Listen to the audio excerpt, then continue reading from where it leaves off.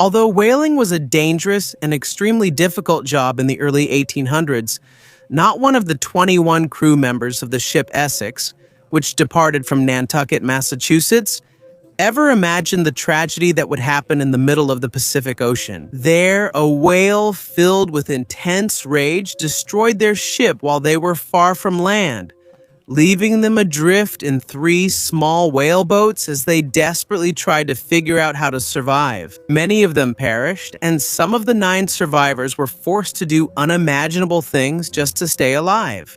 But before we begin, if you're new to our channel, make sure to subscribe so you'll always be updated with this kind of content. Whale hunting, which has been practiced for thousands of years, became one of the strongest industries in what would become the United States, starting in the 1600s, the same century when the Pilgrims arrived in New England aboard the Mayflower and other ships. By the 1700s, the business of whale hunting grew even more and became extremely profitable. Ships began to sail not only across the entire Atlantic Ocean, but also around Cape Horn and into the Pacific Ocean, especially as the whale population in the Atlantic quickly declined. When the Essex was sent on its dangerous journey, its intended destination was the Pacific Ocean.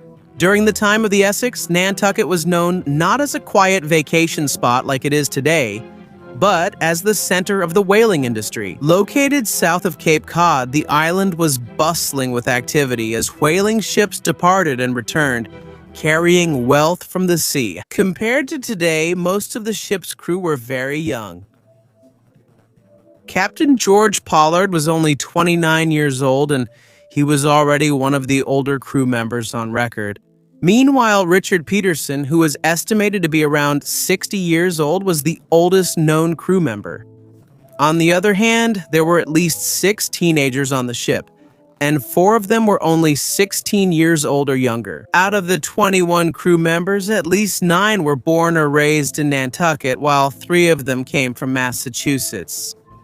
On August 12, 1819, the voyage of the Essex began. It had a good record because for 2 decades it had been successfully earning and bringing home large profits on its previous 6 voyages. It was one of the 34 whaling ships that left Nantucket that year. Although it was small compared to other whaling ships at only 88 feet long, it carried 5 whaleboats, each about 28 feet long. These boats were very important in the whaling process because they were the first to approach the target whale and tow it back to the main ship for processing. The main goal of the crew was to hunt sperm whales, which were very valuable at that time because of their blubber and candle-like oil. These were used to make cosmetics, candles, and lubricants for machines.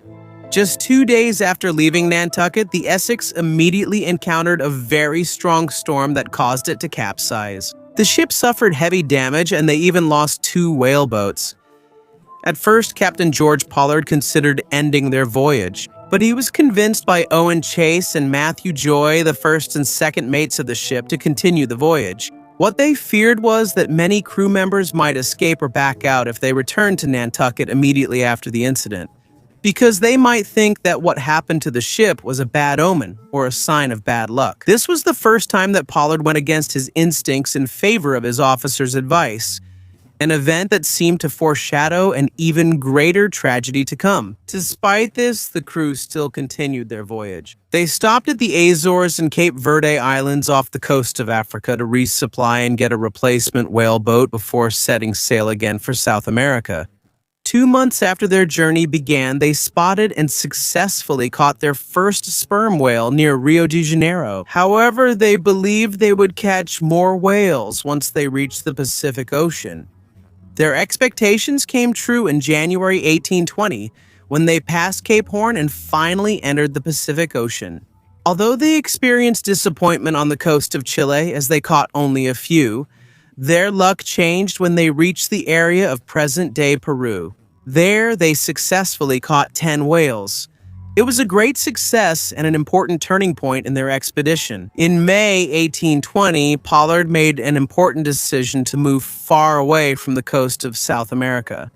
He was enticed by reports of a newly discovered area in the ocean, teeming with sperm whales that could bring enormous profits. But before they could carry out that plan, they first had to prepare thoroughly, so their departure was delayed. By September of that year, the crew stopped at Atacams, a coastal town in Ecuador about 100 miles from the Colombian border, to finish their preparations. While they were there, a crew member named Henry DeWitt escaped from the ship, causing their crew number to drop to 20.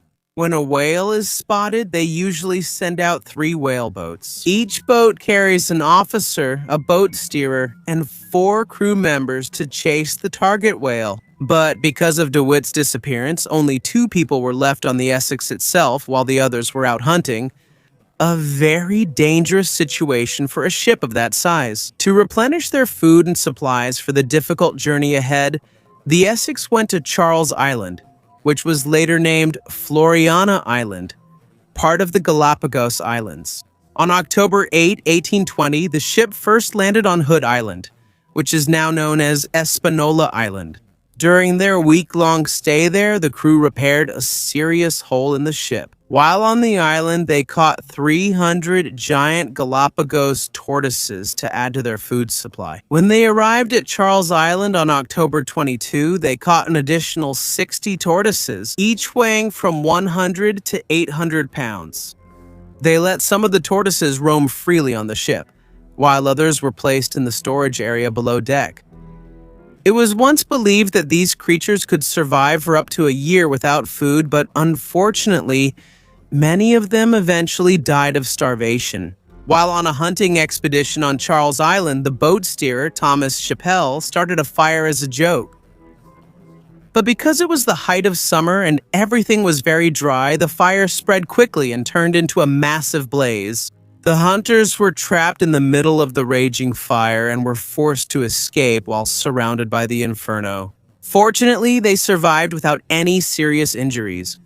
When they returned to Essex, they were met with a shocking sight. Almost the entire island was being consumed by fire. Captain Pollard was furious about the destruction and vowed to find out who was responsible for the fire. But even after they left the next day for the offshore grounds, the crew could still see the blazing fire on the island from afar. It was a chilling reminder of the damage caused by Chappell's prank. On November 2015, months after they left Nantucket, the Essex reached the offshore grounds, a very remote place about 1,500 miles from the Galapagos and more than 2,000 miles from South America. That was where the tragedy that would forever change their fate would begin. That morning, the ship's lookout noticed a spout of water from whales. 18 out of the 20 crew members immediately boarded the 3 whale boats to chase the group of whales. While Owen Chase's group was trying to catch one, a whale suddenly struck their boat with its tail. This caused damage to the boat and forced them to return to the Essex for repairs. Meanwhile, the groups of Pollard and Joy were being dragged away by a whale that had been struck by a harpoon. While repairing the boat, Chase noticed a huge sperm whale in the distance. It was estimated to be about 85 feet long. After spouting water, it suddenly attacked the Essex and crashed violently into the ship, causing severe chaos inside. Chase noticed that the whale seemed extremely angry before it temporarily retreated, giving the crew a little time to assess the damage. But after only a few moments, the giant whale returned and charged even faster. It was estimated to have reached a speed of 24 knots or almost 27 miles per hour as it prepared for the second attack. Chase wrote in his diary that I turned around and saw it about 100 rods away, around 500 meters, directly in front of us, rapidly approaching at twice its usual speed of about 24 knots. And it seemed 10 times angrier and more vengeful in its appearance. Water was flying in all directions because of the tremendous force of its tail slapping. Half of its head was raised out of the water as it approached us. And once again, it rammed the ship. Because of the relentless attacks by the whale, the Essex was finally doomed, and the desperate escape of the crew from the sinking ship began. The crew hurried to gather the essential items, including the navigation instruments, and William Bond made sure of this. Despite his efforts, it is believed that he did not survive and was lost in the tragedy. When Pollard returned to the ship, he was shocked by its terrible condition. While some of the crew members fully understood the gravity of their situation, others may have been too shocked or lacked enough experience to fully comprehend it. For 2 days, the men tried to salvage supplies from the soaked and damaged Essex. They made improvised sails, repaired the damaged parts of the ship, and tried to fix anything that could be used. In Pollard's section were important navigation instruments, which were later divided among the 3 boats. There was a heated argument about which route to take towards land. Pollard preferred to go west because he was afraid of the rumored cannibals in the Marquesas Islands. Chase and Joy did not agree, and they chose the southern route towards Chile or Peru, hoping to find another ship. In the end, they followed Joy's suggestion. The remaining crew members were divided into 3 boats, and they began sailing on November 22, 1820, while facing continuous leaks, strong waves, and dangerous seas. They were battered by storms and struggled to keep their boats afloat as their food and water gradually ran out. Despite the hardships, they continued their journey, an ordeal full of danger and endurance. By December 20, a month after the devastating whale attack, the exhausted and starving crew reached Henderson Island, thinking it was Ducie Island. Although they found food such as birds, eggs, and fish, water was very scarce until they discovered a spring of fresh water. After a week, as their supplies quickly dwindled, they faced a difficult decision: to stay and die of hunger or to set sail again. 3 men, William Wright, Seth Weeks, and Thomas Chappell, chose to remain on the island, trusting in Pollard's promise that he would return and rescue them. On December 27, 1820, the 17 remaining crew members of the Essex set sail once again, hoping to reach Easter Island.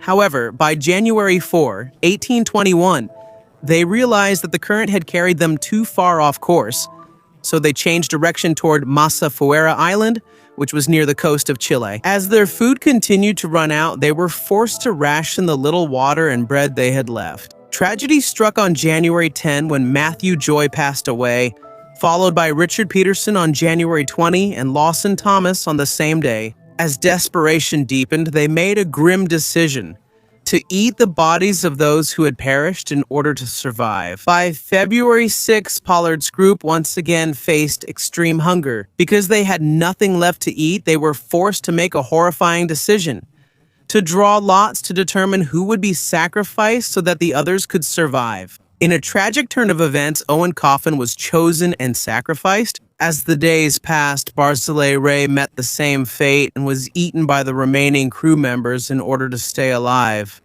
Meanwhile, the men on Chase's boat were also forced to do the same thing after Isaac Cole died on February 10. In Chase's chilling words, he said, "I do not have enough words to describe the suffering of our souls in the midst of that terrible situation." On February 18, Benjamin Lawrence, who was in charge of Chase's boat, saw a sail in the distance. They managed to reach the ship, which was later identified as the British ship Indian. Because their bodies were so weak, they had to be carried up onto the ship. Later that same day, they saw Masafuera Island, the island that Chase had been aiming for almost exactly throughout their entire voyage. A few days later, the Indian arrived in Valparaiso, but the whale boat they were towing was lost in a strong storm. On February 23, 93 days after the Essex sank, Pollard and Charles Ramsden were rescued near St. Mary's Island by the Nantucket whale ship Dolphin, the same ship that the Essex had come alongside more than a year before the tragedy. They were nearly starving to death and surviving only by sucking on the bones of their dead companions. Later, they were transferred to the whale ship, 2 brothers bound for Valparaiso, where they were reunited with Chase, Lawrence, and Thomas Nickerson, who were recovering at that time aboard the USS Constellation. All the survivors were moved to tears when they were reunited. On March 23, Chase, Lawrence, Nickerson, and Ramsden traveled back home to Nantucket aboard the whale ship Eagle, while Pollard, who was still weak, followed in May aboard the 2 brothers.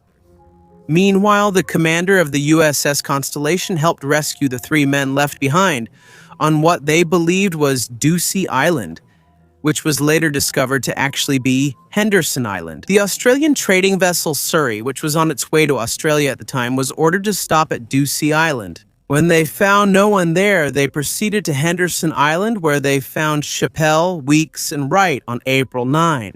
In the history of seafaring, the tragedy of the Essex and its crew remains one of the most terrifying stories. A stark reminder of the dangers and ferocity of the ocean. By the year 1822, Captain Pollard once again set sail aboard the whale ship Two Brothers.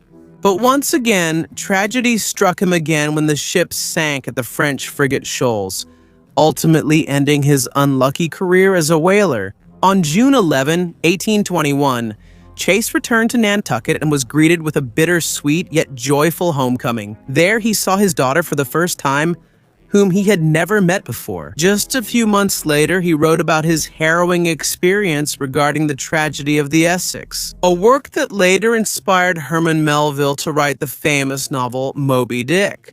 Chase continued to sail on other ships, such as the Florida and the Winslow, but his life remained full of challenges and changes. Lawrence, on the other hand, retired and lived quietly in Nantucket, tending to his farm in Sears, Siasconset until his passing on March 20th, 2018. Ramsdell also found peace in the simple life on the island and became the captain of the General Jackson until his death on July 8, 1866. In his later years, Nickerson returned to Nantucket and shared his own experience of the sinking of the Essex in his work, the loss of the ship Essex, sunk by a whale, and the ordeal of the crew in open boat. His memory and story remain alive through the preservation efforts of the Nantucket Historical Association.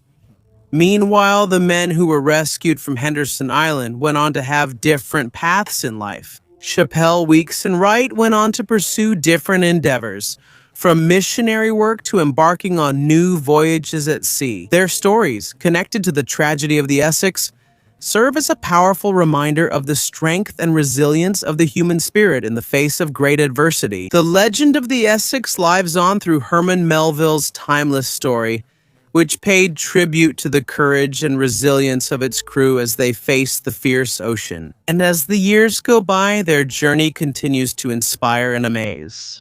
An everlasting testament to human courage and the will to survive even in the darkest situations.